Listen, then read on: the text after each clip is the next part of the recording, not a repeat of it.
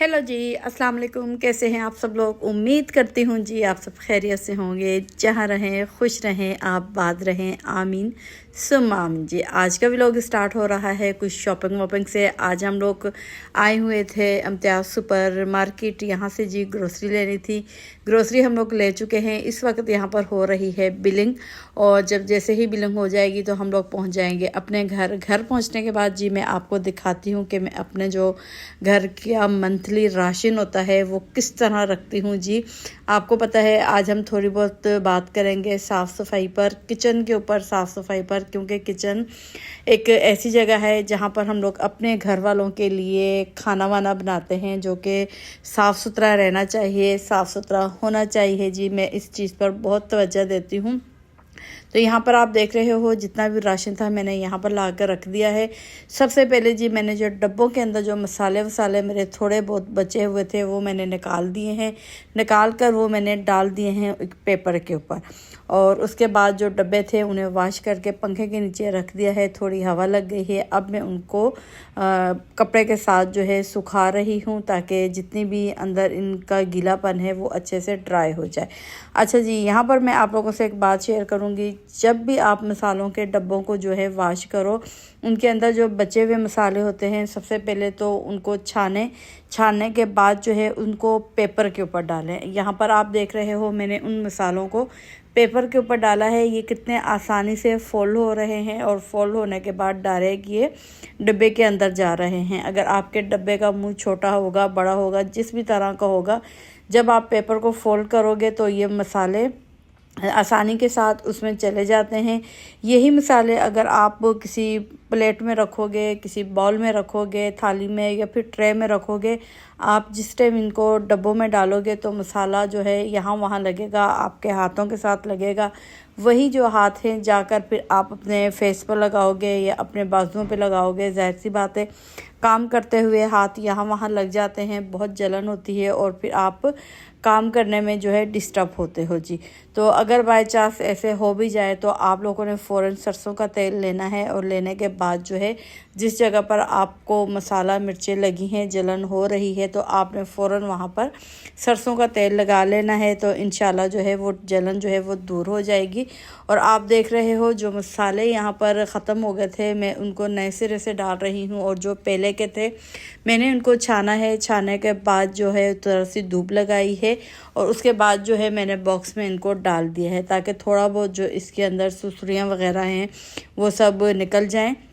लेकिन अल्हम्दुलिल्लाह ऐसा कुछ भी नहीं था, साफ़ सुथरे मसाले थे।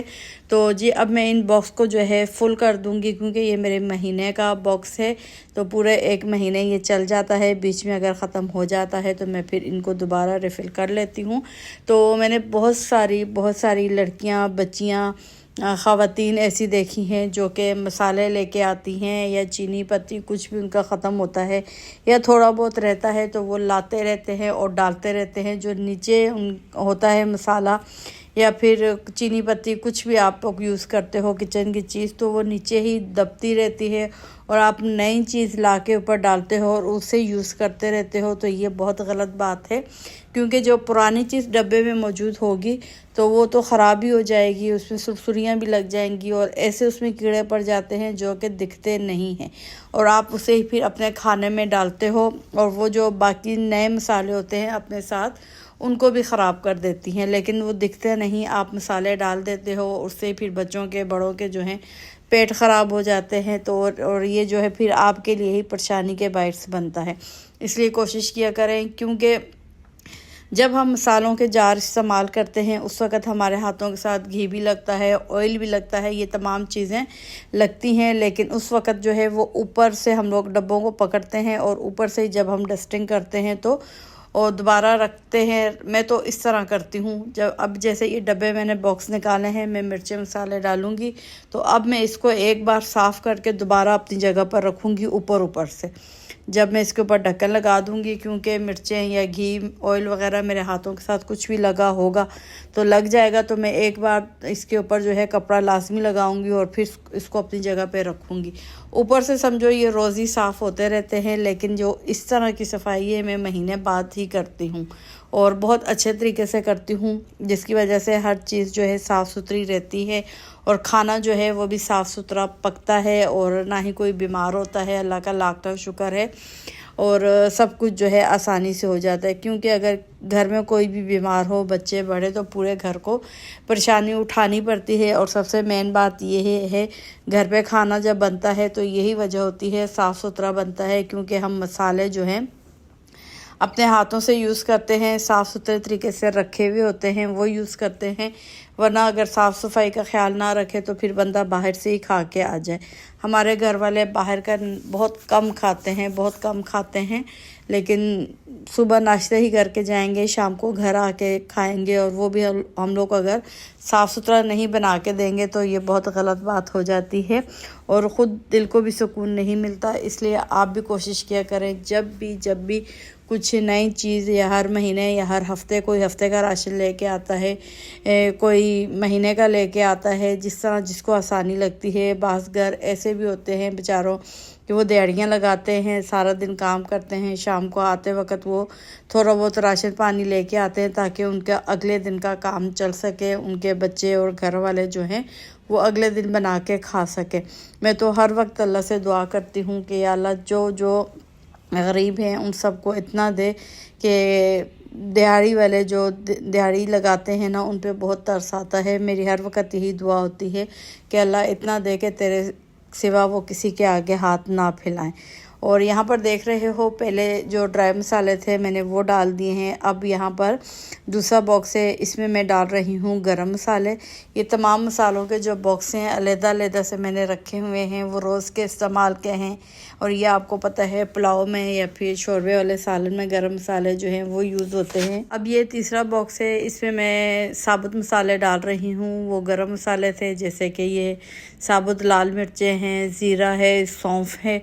तो ये चीज़ें सब जो हैं अलग से हैं और ये मेरा हर महीने का काम होता है।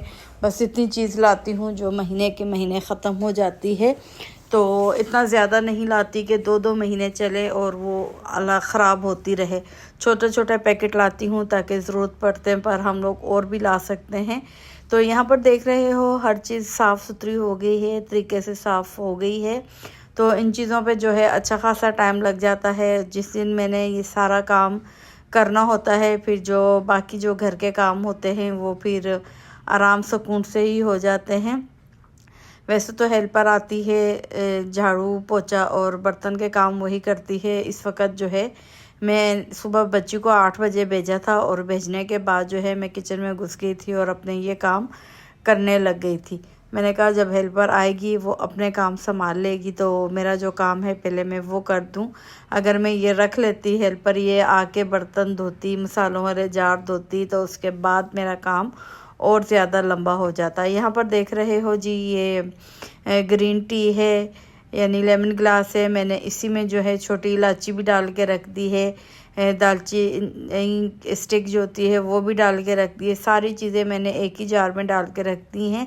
और यहाँ पर देखें जी, ऐसा होता है जब आपको बहुत सारा काम होता है तो कुछ ना कुछ बीच में पंगा हो ही जाता है। तो यहाँ मैं आराम सुकून से अपना काम कर रही थी कि स्कूल से कॉल आ गई कि वैन वाली की आज वैन ख़राब हो गई है, वो रास्ते में कहीं अटक गया है, तो मेहरबानी करके आप आएँ और अपनी बच्ची को आकर ले जाएं जी।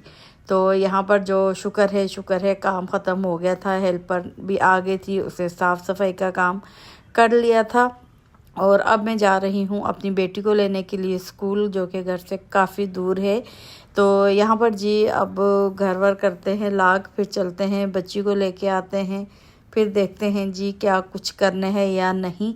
तो आज ही जो है मैंने किचन में घुसी हुई थी, खाना वाना कुछ भी नहीं बनाया अभी तक। मैंने सोचा था हेल्पर जाएगी तो छोटा मोटा कुछ बना दूंगी जो कि बस दोपहर में ही खा लेंगे, हो जाएगा। लेकिन रास्ते में ट्रैफिक भी बहुत जाम थी, आते जाते हुए भी अच्छा खासा टाइम लग गया और सुबह से लगे हुए भी थे, थकन भी हो रही थी। तो यहाँ पर जी बेटी मेरी आ गई थी स्कूल से, मैं इसे लेकर आ गई हूँ। तो अब देखते हैं जी आगे क्या होता है क्या नहीं होता। लेकिन जब हम जैसे ही घर में पहुँचे तो मेरे साहब की भी कॉल आ गई, मैं आज जल्दी आ रहा हूँ घर पे, यानी कि 3 बजे तक आ जाऊँगा। तो मैंने कह दिया कि भाई मैं सुबह से किचन साफ़ कर रही थी, फिर लाइबा के स्कूल वालों की कॉल आ गई, मैं उसको लेने चली गई, आप आते वक्त कुछ लेके आ जाइएगा।